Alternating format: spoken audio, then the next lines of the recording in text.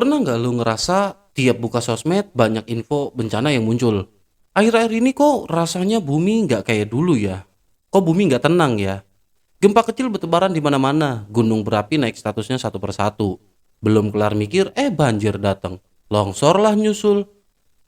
Dan di kelapa kita tuh cuman muncul satu pertanyaan yang sama. Ini normal atau ini tanda sesuatu yang lebih gede? Anehnya gini, secara ilmiah katanya ini semua normal, tapi secara perasaan gak ada yang ngerasa ini normal. Gimana menurut lo?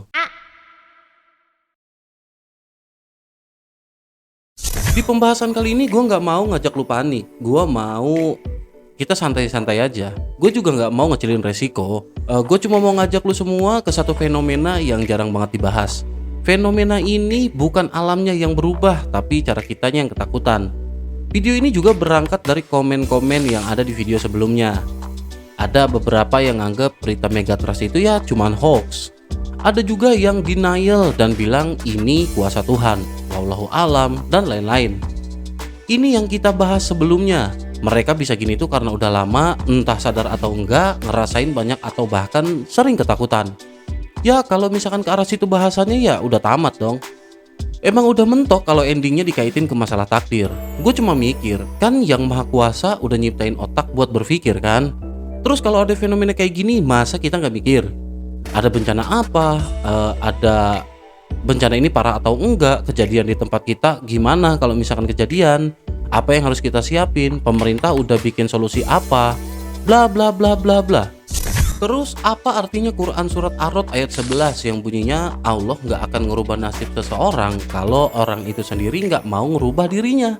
Ada banjir lu diem, ya kanyut lah. Ada gempa lu ngejogrok baik, gedung runtuh, ya lu jadi geprek.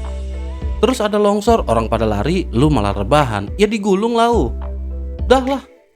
Di pembahasan ini gue mau cerita tentang aktivitas gunung, gempa kecil, dan satu hal yang bikin semuanya terasa mengerikan, yaitu cluster anxiety. Apa itu ngomongnya? Ya gitulah. Apa itu cluster anxiety? Nih lu bisa baca sendiri. Ini tuh intinya gangguan kepribadian yang berkaitan sama cemas dan ketakutan. Kita coba pahamin artinya dari kejadian yang lagi banyak nyebar di mana-mana. Awalnya kelihatannya ya memang sepele, gempa kecil yang magnitudenya 2, 3, kadang malah nggak kerasa sama sekali. Kadang cuma bikin gelas geter doang, geter dikit banget. Tapi biar kata kecil, jumlahnya yang banyak cukup bikin orang pada rame. Gempa lagi ya? Di daerah mana gempanya? Lah, kok sering banget sih sekarang? Padahal kalau kita tarik napas sebentar, Indonesia itu emang dari dulu begini.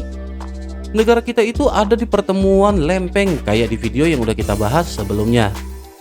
Lempeng ini tuh ngebentang dari Sumatera, Jawa sampai ke timur Indonesia. Dan kita berdiri di atas sistem yang hidup. BMKG juga udah nyatet gempa. Bukan satu, bukan dua, puluhan, bahkan ratusan. Cuma mayoritas kecil dan gempa itu yang nggak kita rasain. Yang jadi masalahnya, dulu kita nggak tahu hal ini. Tapi sekarang dengan info yang banyak nyebar dan cepet banget nyebarnya, kita akhirnya bisa tahu semuanya. Dulu gempa kecil cuma angka di laporan ilmuwan. Sekarang gempa kecil udah jadi info yang bisa dilihat siapa aja, kapan aja, secara langsung, real time, nggak pakai jeda. Udah gitu yang lucu sebenarnya tuh otak kita, manusia. Begitu sesuatu muncul berulang-ulang, kita tuh biasanya langsung nyari pola. Kok hari ini ada gempanya 3? Kok kemarin ada juga gempa? Kok daerahnya deket-deket? Padahal semua kejadian itu belum tentu ada hubungannya. Nah, tapi yang sangat disayangkan itu otak kita udah keburu bilang, wah ini nggak wajar nih. Terus di saat yang hampir bersamaan, kita juga dengar berita lain. Status gunung api naik dari normal ke waspada. Langsung deh muncul pertanyaan bersama-sama, kok kenapa rame banget dah? Kenapa bisa barengan gitu sih bencana munculnya? Di kepala publik gunung api itu istilah katanya udah kayak bom waktu. Naik status dikit aja udah langsung dibayangin sama letusan yang bakal gede banget. Padahal secara teknis naik status itu justru tanda sistem monitoring jalan. PVMBG atau Pusat Vulkanologi dan Mitigasi Bencana Geologi gerak lebih cepat dan lebih hati-hati. Istilahnya lebih baik naik status dan siap siaga daripada telat ngasih peringatan. Tapi di mata orang awam, yang kelihatan cuma satu. Gunung aktif, gempa sering, bencana di mana-mana. Dan disinilah kecemasan mulai ngumpul. Bukan kejadiannya tuh bukan cuma satu, bukan dua, tapi klaster, kelompok. Klaster ini bukan soal sebab akibat, tapi ini soal waktu yang berdekatan. Manusia itu terlebih lagi makhluk yang sukanya nyari makna. Kita nggak nyaman sama adanya kebetulan. Kalau dua kejadian muncul barengan, kita pengen percaya kalau itu tuh ada hubungannya. Padahal alam nggak kerja kayak gitu, nggak kayak di film-film. Alam tuh nggak nyediain background musik, nggak ada hitungan mundur. Alam juga nggak ngasih alarm peringatan yang dramatis. Gempa besar di sejarah itu sering datang tanpa aba-aba yang kita pahamin. Nggak ada pemanasan, nggak ada yang bisa kita lihat jelas, dan nggak ada urutan yang rapih. Nah, justru itu letak ketakutan yang paling dalam. Karena manusia paling takut sama hal-hal yang nggak bisa diprediksi. Mungkin ada di antara kita yang bingung kok rasanya dulu sama sekarang beda ya. Bencana sekarang itu jadi kayak lebih kerasa gitu. Padahal yang ngalamin orang lain gitu. Atau bahkan ya kita nggak ngerasain guncangannya sama sekali. Kita nggak ngerasain guncangannya secara langsung. Ada sebenarnya jawaban ilmiah sederhananya, tapi ya masih kurang memuaskan. Karena yang berubah itu kan bukan buminya. Yang berubah itu ya cara kita ngamatin bumi. Sekarang sensor makin banyak, data makin detail, media makin cepat, sosial media juga makin brutal. Satu gempa kecil bisa jadi 10 video, satu status gunung yang naik bisa jadi ratusan narasi, dan semuanya muncul di layar yang sama dalam waktu yang hampir bersamaan. Otak kita jadinya kewalahan, dan saat otak kewalahan, rasa aman mulai goyah. Di titik ini, klarifikasi resmi sering kalah cepat sama info yang udah keduluan viral dan bikin panik. Nah, pas pihak terkait buat klarifikasi, kata-kata mereka tuh udah kalah sama panik yang, ya kan panik itu emosional. Dari situ juga akhirnya lahir teori publik. Banyak gempa kecil, status gunung naik, bencana beruntun dibilang pertanda ilahi, itulah, inilah, dan lain-lain. Ada juga yang ngaitin semuanya sama megatrust. Padahal secara ilmiah gempa tektonik kecil tuh yang banyak terjadi dan gunung api itu sistem yang berbeda. Mereka bisa berdekatan wilayahnya tapi bukan berarti saling memicu. Sementara itu megatrust sendiri bukan monster yang bangun karena gempa kecil. Doi bukan pintu yang diketok pelan-pelan. Doi nyimpan energi ratusan tahun, dan kalau lepas, doi lepas tanpa ada permisi. Tapi terlepas dari semuanya, sebenarnya konflik yang ada tuh bukan antara manusia sama alam, tapi antara manusia sama ketidaktahuan. Kita pengen tanda supaya bisa siap, tapi alam kan gak selalu ngasih tanda yang bisa kita pahamin.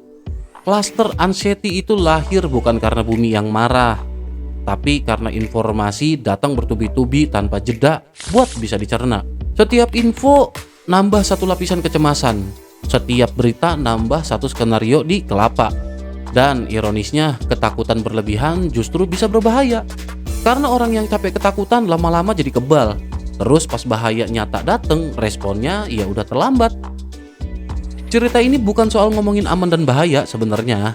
Ini cuman soal mahamin satu hal penting, yaitu kewaspadaan dan kepanikan itu beda. Alam Indonesia emang aktif, resikonya juga nyata. Tapi panik kolektif tanpa adanya pemahaman cuman bikin kita lelah sebelum waktunya. Kalau ada satu hal yang bisa kita pegang dari semua ini, bukan ramalan, bukan teori, tapi kesadaran. Di era sekarang, ketakutan tuh sering datang bukan dari getaran tanah, dari gempa gitu, tapi dari layar yang ada di tangan kita sendiri. Mungkin pertanyaan yang paling benar bukan apakah ini tanda bencana besar, tapi apakah kita bisa berpikir jernih di tengah banjir informasi. Bumi bakal terus bergerak, gunung bakal terus hidup, gempa kecil bakalan terus terjadi. Yang jadi pilihan kita cuma satu, apakah kita mau hidup dalam kewaspadaan yang rasional atau tenggelam dalam ketakutan yang kita ciptain sendiri. Kalau udah bisa berpikir jernih, lu pasti cari konten cara bertahan di tengah bencana, atau persiapan ngadepin bencana, atau mungkin apa yang harus dilakuin saat bencana datang, dan lain-lain. Kalau misalkan lu ngerasa video ini bikin lu mikir bukannya panik, berarti tujuan cerita ini sampai ke tujuan. Makasih buat kalian yang udah nonton sampai titik ini. Subscribe, like, dan share kalau misalkan kalian suka sama video ini. Tetap waspada, bekalin diri dengan info bermanfaat, dan selamat beristirahat. Bye.